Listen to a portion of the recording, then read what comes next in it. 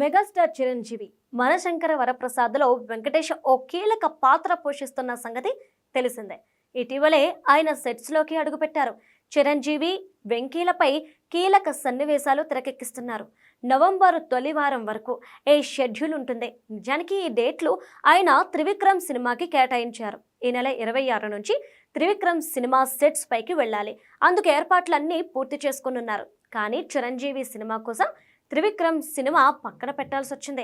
చిరు cinema పూర్తయ్యాకే Trivikram project పట్టాలెక్కిస్తారు. November చివరి వారంలో Trivikram cinema sets పైకి వెళ్లే అవకాశం ఉంది. చిరుతో వెంకికి ప్రత్యేకమైన అనుబంధం ఉంది. పైగా దర్శకుడు అనిల్ రావిపూడి అంటే చాలా ఇష్టం. వీరిద్దరి కాంబోలో హ్యాట్రిక్ సినిమాలు వచ్చాయి. సంక్రాంతికి వస్తున్నాం అయితే కెరియర్ బెస్ట్గా నిలిచింది. ఆ అనుబంధంతోనే ఈ సినిమాకు వెంకి కావాల్సినన్ని డేట్లు కేటాయించారు. సంక్రాంతి బరిలో నిలిచిన సినిమా ఇదే.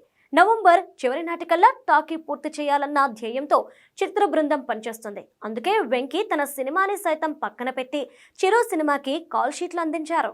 మనశంకర వరప్రసాద్లో వెంకీ ఇది చిన్న పాత్రే కాదు, చాలా ప్రాధాన్యం ఉన్న క్యారెక్టర్. సెకండ్ హాఫ్లో కథని మలుపు తిప్పే పాత్రలో ఆయన కనిపించబోతున్నారు. వెంకీ క్యారెక్టర్ దాదాపు 45 నిమిషాల వరకు ఉండబోతుందని టాక్. చిరు వెంకీలపై ఓ పాట కూడా చిత్రీకరించనున్నారు. చిరు వెంకీ ఈ సినిమాలో స్నేహితులుగా కనిపించబోతున్నారని, సంక్రాంతికి వస్తున్నాం ఫ్లేవర్లోనే వెంకీ పాత్ర ఉండబోతుందని టాక్. నయనతార ఈ చిత్రంలో కథానాయికగా నటిస్తున్న సంగతి తెలిసిందే. భీమ్స్ సంగీతాన్ని సమకూరుస్తున్నారు. ఇప్పటికే ఓ పాట బయటకొచ్చింది. రమణ గోగుల పాడిన పాటని త్వరలో విడుదల చేస్తారు.